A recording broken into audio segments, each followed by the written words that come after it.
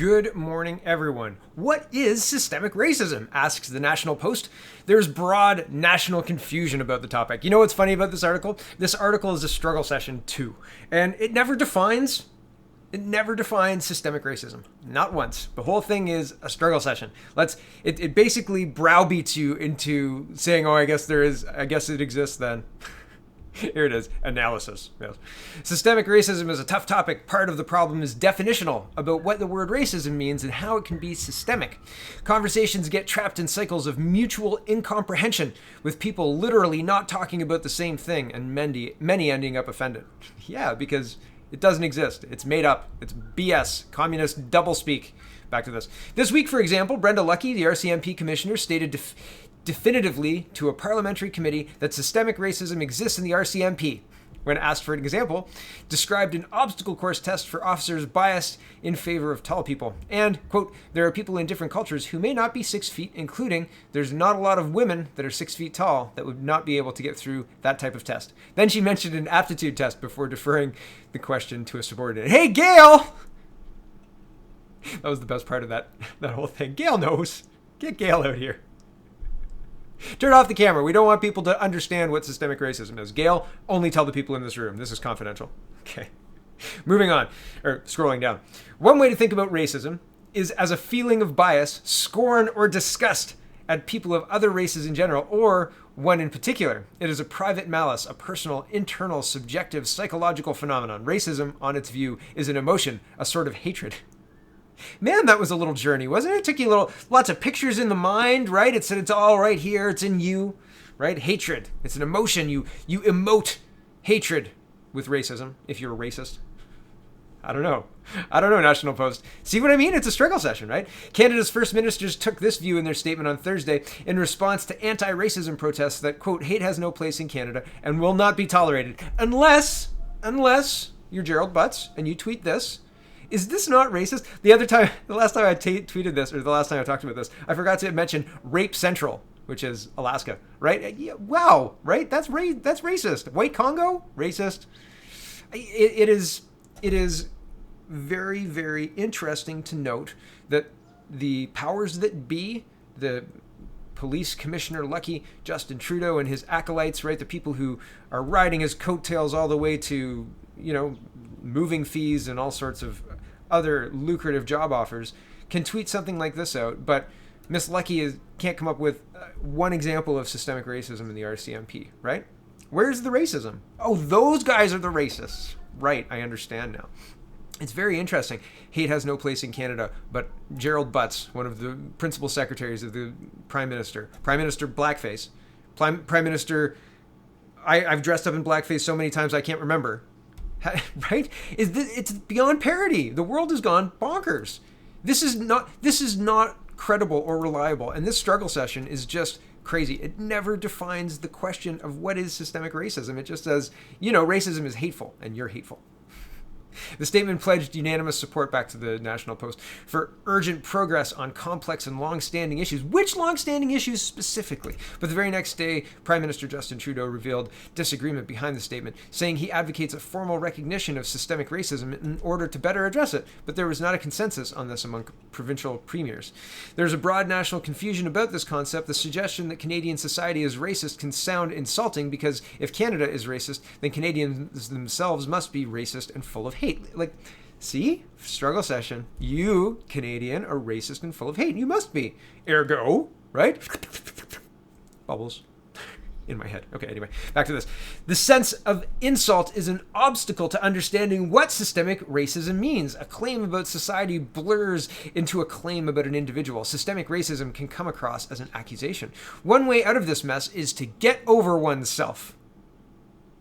Oh, it's me then, right? The idea of systemic racism is not about individual attitudes, it's about how society works. Good people can participate in systemic racism. That's the extent of the definition, okay? The idea of systemic racism is not about individual attitudes, it's about how society works, man. You, good person, can participate in systemic racism. It doesn't mean that it's any less systemic or you're any less good. I scroll down. Thinking of racism as a feeling is what allows for the metaphor of the bad apple as an explanation for police brutality, which ignores the botanical reality that bad apples spoil good ones. If you consider, I scroll down a little bit, racism just a feeling, then it is always the personal exception, never the systemic rule. Canada's anti-racism strategy has fallen into this conceptual trap with its emphasis on attitudes rather than economic equality. Economic equality? This whole part of the paragraph here goes to give credibility to the person who said that. Who said that anybody needs to be economically equal? I thought equality was just in the eyes of the law. Everybody gets to have the law and opportunities presented to them and enforced equally, right? Like if you do the work, then you get the position at the school. If you commit a crime, then you have to go to court and go through that process, right? Like that is the expectation, and have a fair process, right? And have a fair shake at being able to pass the school program or whatever. Like there are necessary prerequisites that are required, right? And like when you say economic equality, that is absolutely the opposite of what a democratic free market system is. You don't get economic equality. That's not part of the package. You get to work hard and hope that your money that you make is enough to feed your family. And that's enough. That's been enough for a very long time. People are motivated by that. People are willing to work for that. And if the more work you do, the more money you make, then that's better for everybody, except for the people who refuse to work. So why are we saying that the anti-racism strategy is talking about economic equality? Emphasis on attitudes rather than economic equality. We should be focusing on economic equality? No, that's communism. Stop it, you communists. Calling it out now. This is ridiculous. Back to this. I scroll down a little bit. This theoretical confusion is part of the reason Canada's strategy is not working so well, Livingstone said. She has researched police profiling in Montreal, for example, and found racism conceptualized as a problem of individual biases and errors, which left police leaders blind to how new laws on minor incivilities like loitering fell heaviest on black kids in areas where police are more present. So I think that it's interesting, like, if there's laws passed and you disagree with the laws, then I'm sure there's a way to deal with that. But if there's laws are passed and most people like the laws, and more of one group of people are interacting with police or breaking the law, should we look at race as the first thing? This is racist. That's why you're doing this. Does that bear out in the rest of the policing? Like, is there a structural problem, or is it just in this situation, in this loitering situation, the black kids were loitering in that area and some people were trying to solve that problem, right? Like, you see what I'm saying? So maybe not. Maybe I'm not being clear. It's irresponsible to blame race when there are other factors at play, and especially with law enforcement, right? Like, especially this one talks about gangs, this one talks about carding, like this article, and Toronto was safer with fewer shootings years ago, and maybe carding cut down on those incidences of crime. Maybe it has more to do with where people are and the activities they're engaging in than what color their skin is. Maybe the skin color is secondary. And I think that it's disingenuous for the National Post and for these experts to elevate skin color to being the most important thing that's being looked at by law enforcement. If law enforcement's stopping you, and they're not above reproach, certainly not. There's been lots of examples of police acting improperly, but there are checks and balances, particularly in Canada, the SIU in Ontario, and other independent investigatory bodies that look at shootings and police violence, etc. There are places that you can take your complaint to that are outside of the police themselves. There have been police charged historically if they've overstepped. And so I think, again, so just to underline it, it is not appropriate to have an article like this, a struggle session like this, and elevate race to be the most important thing in, these minor incivilities or something to that effect. There are other factors at play. There are other things happening, and to ignore that is to propagandize, to knowingly push one side of the conversation. And our press that's what they're doing. I just want to make it really clear, though. Okay, back to this. I scroll down. On race in Canada, however, confusion and uncertainty have always been the norm. It's bafflingly complex. Even the data are suspect when they even exist, as many institutions have resisted calls to collect race-based data, such as Health Canada and provincial health ministries monitoring the pandemic, which have only recently pledged to start. Ontario's police watchdog also said it would start collecting race data this month. In a conference this week on systemic racism with Association for Canadian Studies, the attendees heard the numbers that paint a systemic picture in which, for example, black people in Toronto were 10 times more likely to be carded by police, black students were more likely to be expelled from school, and black parents more likely to be investigated by Child Protective Services. Again, is race the most important factor here, or are there other factors? Is it responsible of the news to report it this way, to imply that race is the only factor or the most important factor? I don't think it is responsible. I think it's irresponsible. I think that our public deserves more. The story is more nuanced than that. Scroll down again. Canadians have a tendency to think that the social changes of the latter 20th century settled the problems of systemic injustice once and for all, with legalized equality, charter rights, and official multiculturalism. Makes it hard to see one's country as racist. Proud of their country, Canadians struggled during the revelations of the Truth and Reconciliation Commission. This was the genocide last year, and are struggling now again over anti-black racism. The genocide, by the way, that everybody understands is perpetrated by Native men. Like something higher than 70% of the violence against Native women is perpetrated by Native men. Like, really, like, look into it. It's wild. So this whole genocide thing is very, again, they're reporting what they want, right? And are struggling now again over anti-black racism, because anti-black racism and anti-racism period, this whole anti-anything thing is, again, communist doublespeak. It is fake. It is false. They have not defined systemic racism, and this is all based on critical race theory, which is total bullshit. Total bullshit. Okay? Just so you know. Total bullshit. Made up in 1989. Bullshit. Back to this. It has been hard for many Canadians to take a systemic view of racism for the first time, confused by fast-moving protests and urgent conversations about matters of intense controversy. Nope, I'm not confused. I'm not confused. The only confusing thing is believing that you've said anything coherent. There's nothing coherent about your argument. Nothing. Zero. Systemic racism is a made-up term with zero definition. Thank you. When we define it, let me know. The reason it's not defined is so you can't argue against it. That's why. Because if they define it, then we've got parameters to say, this doesn't apply, this doesn't apply, this doesn't apply, right? If they say, oh, it's systemic racism, anything can be racist. Anything, everything. A fridge, it's racist. Look, it's white. Oh my gosh. Back to this. The time has passed for pondering and debating what the problem might be or how to name it. Yep. Let's stop talking about that. We don't need to talk about naming it or defining the problem. Dabo Ahmed Omer of the Federation of Black Canadians and an organizer against police racism in Ottawa, inspired by the police killings of Ibrahim Abdi, told the conference, quote, "We know what the problem is. It's time to save lives." It's time to save lives? How? What do you mean? Exactly what do you mean? This racism is tolerated. This racism is tolerated. Okay? Notable. Here is Pierre 20 hours ago. 20 hours ago was Sunday. He was calling for the Auditor General to audit the $900 million we giveaway. And it's very good language. It sounds really good. Asking the Auditor General to have a look. Sorry, I had to pause it and close my garage door. My kids are going outside. Anyway, he's asked the Auditor General to have a look. I don't think it's going to matter. It's a lot of nice words. It's a long letter. You can have a read. The link is in the description. Here's the CBC article. And it was posted yesterday at 5:44 p.m. Today's the 29th of June. Yesterday was the 28th.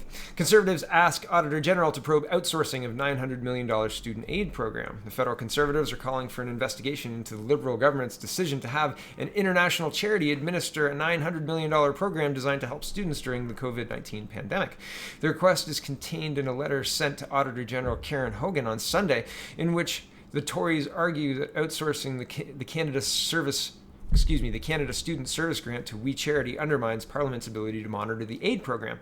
The Conservatives also noted the well-documented connections between We and Prime Minister Justin Trudeau as they underscored the importance of transparency, accountability, and value for money in Ottawa's COVID-19 spending. By outsourcing this program to a third party, the proper channels for opposition scrutiny, the very bedrock of our parliamentary democracy, have been circumvented, reads the letter signed by Conservative MPs Pierre, Dan Albus, and Raquel Dancho.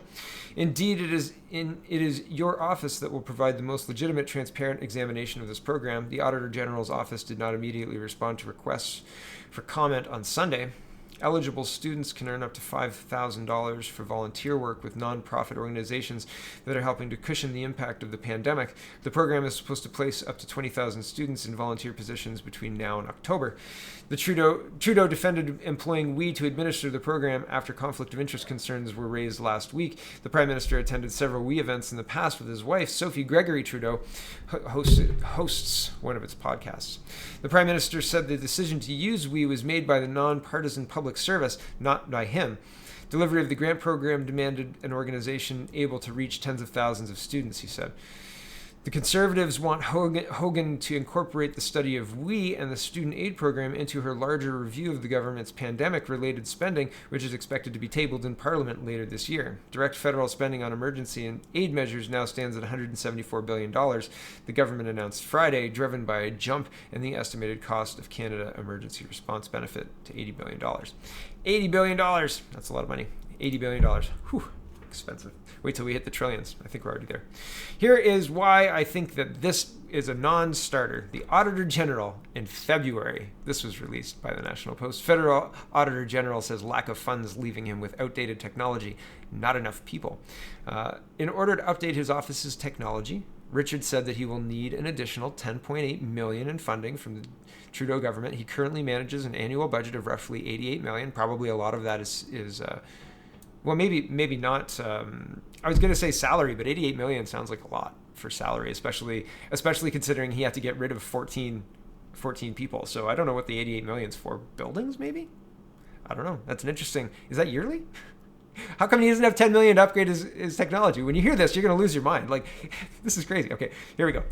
In 2017, we brought forward a request for additional funding. That issue was at the heart of it. We just came out of an IT security self-assessment, and clearly, the report says we're not in a good place. At this rate, we will not be in a good place until at least 2022. He declined to give examples of security issues his office faced recently. You cannot interest young people these days with old technologies. That's a major challenge for us. Our direct competitors are companies like Deloitte, and our technology is in the way, said Richard. Those who decide to work for Auditor General are quickly hit with the sobering reality that many of the tools they learned in school can't be used at the Auditor General's office. For the people who are currently with us, it's clear that technology is something you need to retrain them. The new staff we hire arrive with modern skills, but they aren't able to use them because they're in a workplace that is behind by 10 years, Richard added in an interview after the committee meeting. This isn't the first time the OAG has complained about a lack of funding in recent years. According to National Post report last May, Richard warned of parliamentarians in the spring of 2019 that he had to cut down the number of annual audits, from 14 from an average of 25. Here's the important part that I missed at the top. Sorry. Frustrated Auditor General of Canada says lack of government funding has created a significant technological, cybersecurity, and staffing issues for his office, hampering his ability to fulfill his mandate. Our main IT system is running on DOS. That creates all sorts of issues for us, both in security perspective and an operational perspective, because they're not supported anymore. You can't turn to a supplier and get updates because they don't exist. That's reality. Interim Auditor General Sylvan Richard told MPs during a meeting of the Public Accounts Committee Thursday. So it's a different person right now. It's Karen Hogan. But DOS, Disk Operating System, was very popular from the moment it was introduced in the late 1970s until it was gradually faded out of common use in the mid-1990s. It is now considered obsolete. The Office of the Auditor General system was put in place in the late 1980s. Okay, and then that's where I started. I just started highlighting lower. Fundamentally, that's not great. Right? That's not great to have an outdated system for the Auditor General. I'm not holding out a lot of hope that there's going to be a really robust report on this. Could somebody get them a laptop or two? I feel like 2 laptops might do better than a whole DOS system, but I could just be wrong. But like if you get them a laptop and access to Google Documents and the receipts, I feel like we could get things churning a little bit faster. 14 audits? Down from 25? I'm not an accounting kind of guy. But I feel like you should be able to do a lot more generally. Okay, moving on.